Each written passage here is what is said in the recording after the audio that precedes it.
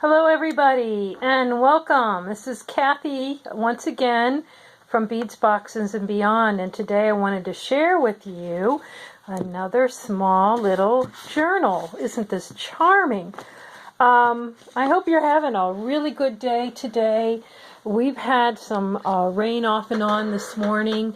As I look outside my window over here, I've got some dragonflies that were flying around. The sun's shining right now.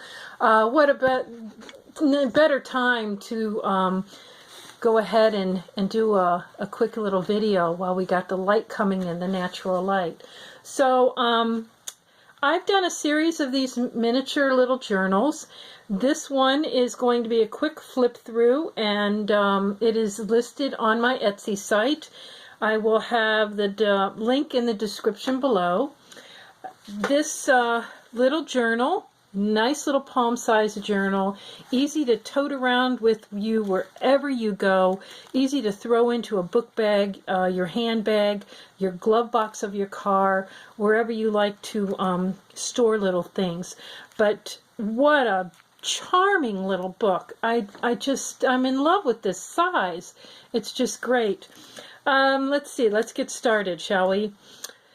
Hardcover, front and back, and it's covered in this batik looking material.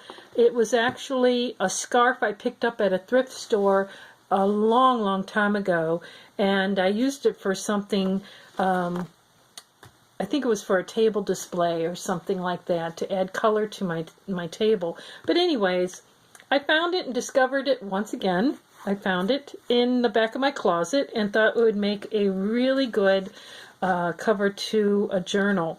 And because of the material that I used, I am titling this one Bohemian Bazaar. That just yells at me, Bohemian. Let's see, the spine is a leather spine. The leather I picked up, actually, it's a remnant from my love seat that I used to have. And when it got old and we couldn't use it anymore, I ripped all the leather off of it. So that's a tip for all of you people that like to do books and craft and things like that. I'm sure you're on the same wavelength as me, and you just you see something and you know, why throw it away when you can reuse it? So that leather scraps are quite expensive in the stores, and so if you get a chance to come across a chair or a couch or love seat that's being thrown away, be sure and cut out the leather pieces. So it's a soft spine, and before I talk a little bit more about this, I want to tell you about the soft spine. I really am enjoying making books with the soft spine. Soft spines allow the book, when it's open, to be opened flat, and you can write on it whether you're left-handed or right-handed. It's so easy to work with. So I'm really into the soft spines right now. This spine happens to be decorated with a piece of filigree chain. I found this in the bead section where the strung beads are, over at Hobby Lobby or Michael's or whatever, and I purchased this, and what shocked me is that it actually fit the length of my book. I didn't have to tweed it or work with it, and usually that doesn't happen with me. So it fits perfectly, and it's secured with there's black eyelets on the top and the bottom, so it's secured onto the spine.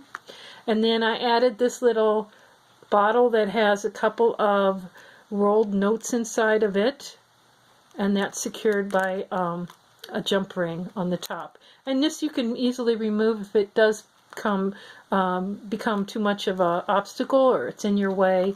It can be removed. Let's see now.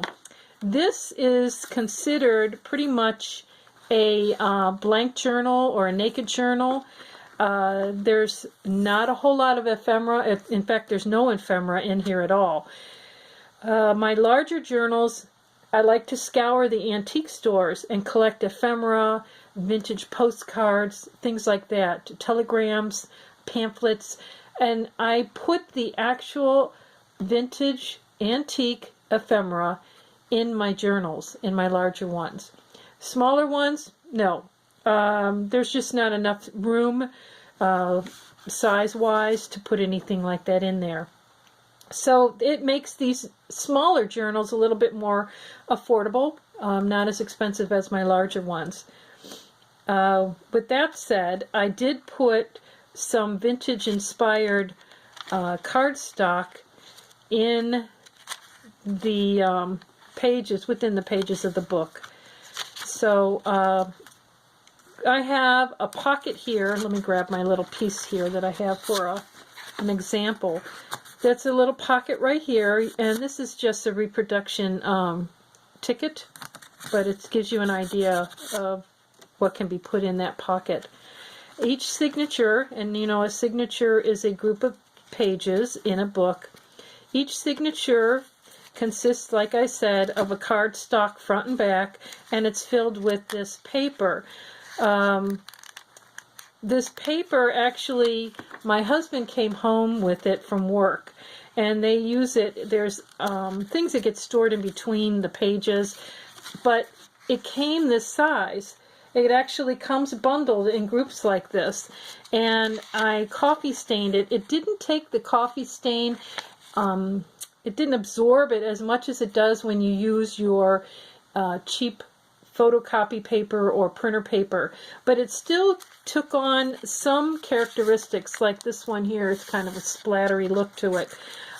This one here got a nice look to it, but it's not really dark. So very easy to write on, very easy to see even pencil if you wrote in pencil. But each one of these are sewn into the spine of the book, so it's quite secure. I have 3 signatures in the front, and then in the middle of the book, exact middle of the book, I've made this envelope, and it's just a very easy tuck the envelope closed. And inside there is just one grouping of pages that are sewn together. I don't know if you can see the stitching right there. I sewed those together, and it's just a little booklet, little pamphlet, you know, to tuck in here. You can, you know, keep that in there if you'd like, or if you want, you can add your own. You don't even have to use that if you don't want to. It's just in there because it fit, and I had a few extra pages of that paper to use up. Another little pocket right here, and then again I have 3 more signatures with the cardstock dividing each one and sewn into the book just like so. Great for sketching, writing, drawing, whatever you want. So that's it in a nutshell. This is just a charming little book. I really like it. I love the size. I love the style of the soft spine. Plenty of room for you to write in. You can, you know, tuck all kinds of things within the pages. Great place to store your thoughts, your prayers, your ideas, the marvels of the world. If you like what you're seeing, I'd love to get a thumbs up. If you have a comment, you can leave it in the comment below.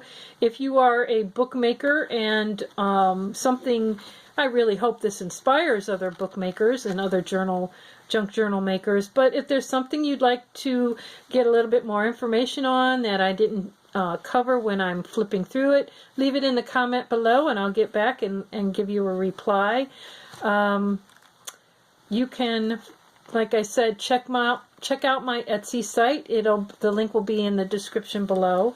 I also have a Facebook page. You can follow me on my Facebook page at Beads, Boxes, and Beyond, and that will be in the description down below.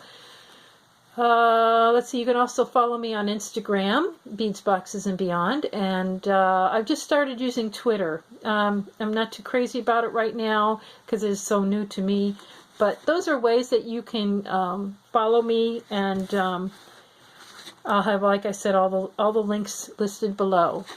So this cute little journal, like is going to be or is listed in Etsy, very affordable, great for a graduate, great for somebody who writes a wonderful housewarming gift, and just so adorable, just so adorable. So I really appreciate and thank you for stopping by, and I hope to see you again soon. So enjoy your day, and I'll talk to you guys again later. Bye now.